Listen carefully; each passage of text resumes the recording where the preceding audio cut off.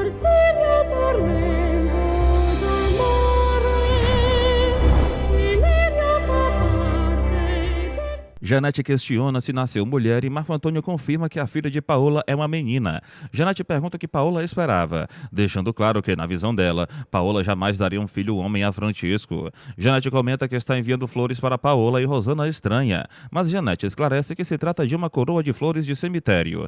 Enquanto isso, Francisco compra flores. Paola ressalta que já lhe veio leite e Inês fica aliviada. Paola diz que não consegue parar de pensar na fábrica, mas Inês pede para ela esquecer isso, garantindo que está de resguardo e deve permanecer deitada. Paola pergunta por quanto tempo ficará naquela condição. Francisco entrega lindas flores a Paola e Paola pede para Inês colocá-las em um vaso para que não murchem. Francisco observa a filha e Paola comenta que não havia cartão nas flores que ele trouxe. E Francisco confirma dizendo que não sabia o que escrever. Paola pergunta se fez Francisco feliz e ele garante que não se lembrava de um dia feliz desde o nascimento de Marco Antônio. Paola então diz querer que Francisco escolha o nome da filha e após observar a criança, ele escolhe Aurora, dizendo que parece que a vida começou de novo para ele. Paola fica encantada e afirma ter amado o nome. Na pensão, Toninho conta a Hortência que tudo está acertado. Hortência pergunta o que restou e Toninho diz que a casa e os armazéns. Hortência pergunta o que farão e Toninho responde que agora cabe a ela e Amadeu decidirem. Hortência comenta que Amadeu não entende tanto dessas coisas e cogita alugar os armazéns. Mas Toninho nega a ideia e garante que se ela vender a casa, terá um capital para continuar os negócios de Hernandes. Hortência admite que talvez não seja uma má ideia e pede para Toninho colocar a casa à venda, e ele assegura que ela não irá se arrepender. Luísa comenta que Janete está se sentindo vingada, porque a filha de Francisco com Paola nasceu menina, e Antônia ressalta que Francisco aparentemente não está nem um pouco abalado. Rosana caminha até a casa dos pais, dizendo que não vem ver o filho todos os dias porque sente-se mal ao ver a mãe com a barriga grande.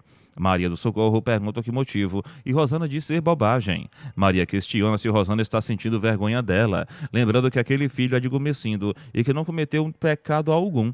Rosana diz que, na verdade, tem medo por Maria e Maria pergunta se ela tem medo de que Maria possa desencarnar.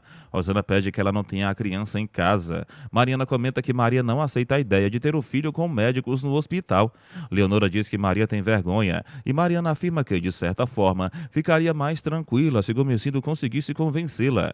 Leonora comenta que fez o parto das duas filhas de Maria e pode fazer o dela também, mas Mariana lembra da possibilidade de alguma complicação e Leonora admite que também pensa nisso. Leonora garante que, na frente de um doutor, Maria sentiria vergonha. Maria diz que está se sentindo muito bem, mas ficaria melhor ainda com a confiança das filhas. Rosana afirma que Angélica não parece preocupada, já que só quer cuidar dos cafezais, e Maria pede para Rosana deixar a irmã em paz. Rosana concorda e diz que não comentará mais nada, e Maria pede para ela ir ver o filho. Maria reflete ao ficar sozinha. Marco Antônio caminha até a casa de Paola, dizendo que veio ver a irmã.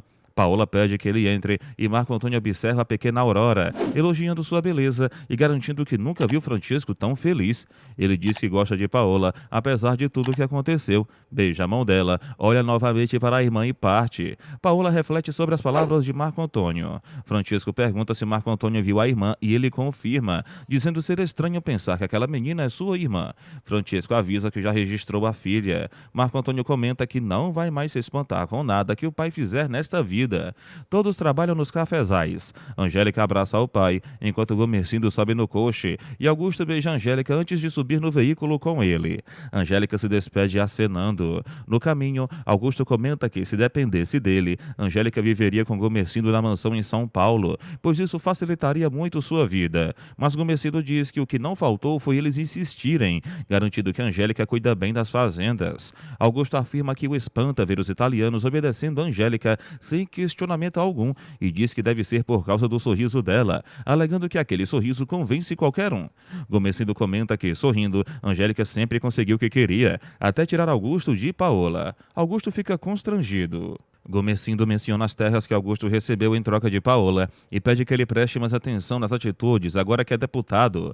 Augusto garante que não vai esquecer. Florinda prepara algo na cozinha, coloca no prato e põe na mesa. Florinda serve Angélica, que imediatamente pede para Florinda se acomodar e almoçar com ela. Mas Florinda tenta recusar com vergonha, até que Angélica afirma com firmeza que, sempre que estiver sozinha, deseja que Florinda sente-se à mesa e coma com ela como qualquer outra pessoa da casa, e não como alguém inferior.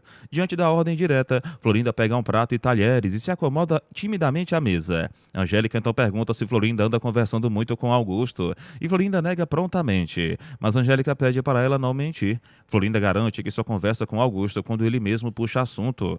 Angélica pergunta diretamente se Augusto anda assediando Florinda. Porém, Florinda demonstra não entender o peso da palavra, e Angélica pede para que ela não se faça de besta, ameaçando mandá-la de volta para trabalhar na enxada, caso não seja sincera. Florinda, assustada, assegura que sim, que Augusto fala com ela, mas ela nem presta atenção no que ele diz. Angélica continua perguntando o que exatamente Augusto lhe fala, e Florinda responde que Augusto é um homem casado e ela tem muito respeito por Angélica, afirmando ser uma moça direta, garantindo que nunca houve nada entre eles, e que é completamente inocente. Angélica diz que sabe, pois conhece bem o marido que tem, e em seguida pede que terminem o almoço em paz. Florinda se serve com cuidado. Durante isso, Augusto e Gumecindo continuam a viagem, e ao chegarem em casa, Gumecindo garante que a filha está bem e que a neta está ainda melhor, fazendo Maria se empolgar e dizer que é muito bom ouvir aquilo.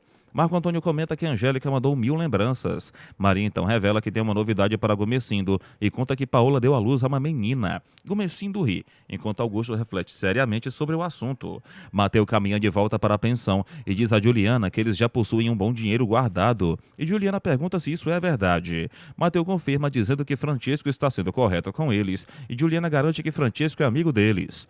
Mateu explica que Francesco sempre foi amigo do pai de Juliana e ela confirma. Mateu então conta que nasceu a filha de Francesco e Juliana, fica em choque, perguntando se Paola realmente proporcionou uma filha a Francesco. E Mateu confirma. Mateu revela que Rosana deixou o filho dele com ela na mansão dos pais e diz que Francesco lhe garantiu que conversaria com Gumecindo para que Mateu possa ver o próprio filho.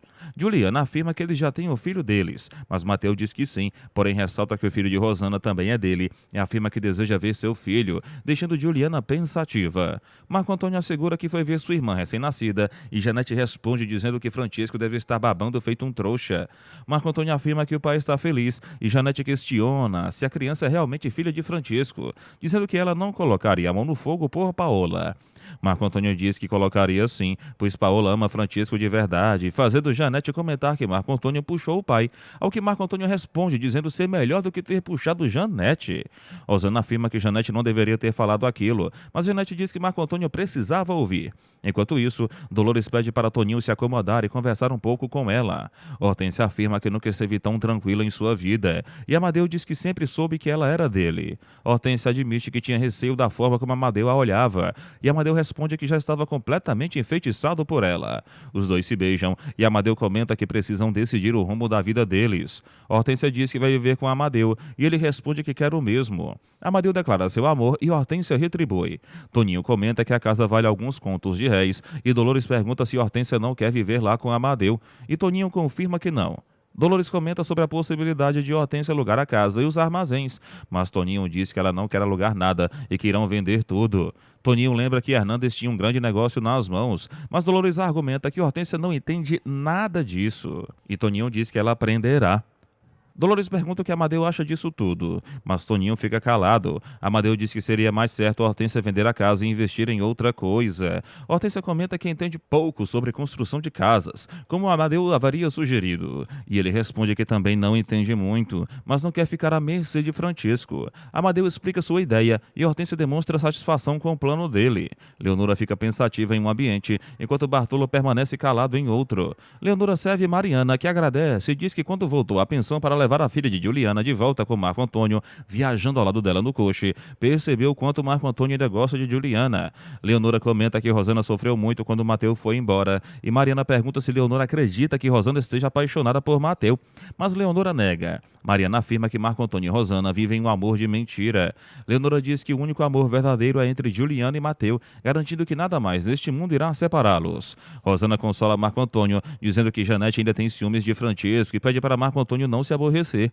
Marco Antônio comenta que Janete vive criticando Francesco e que ele não entende como os dois ficaram juntos tantos anos.